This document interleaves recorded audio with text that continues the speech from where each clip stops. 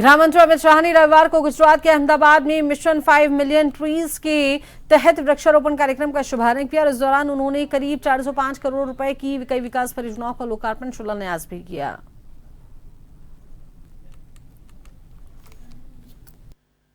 आ 1.25 करोड़ वृक्षનું અભિયાન એ કોઈ નારો ના રહેતા જન અભિયાન બની ગયું અને આજે 1,67,000 નાગરિકો પોતપોતાની કોલોનીમાં પણ વૃક્ષ વાવવાના છે।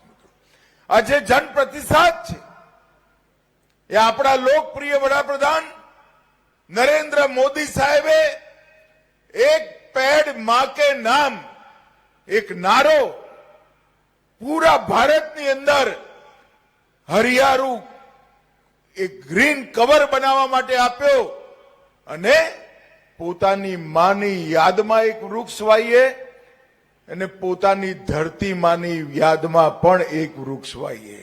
આ અભિયાન જોત જોતામાં એક આંદોલન બની ગયું।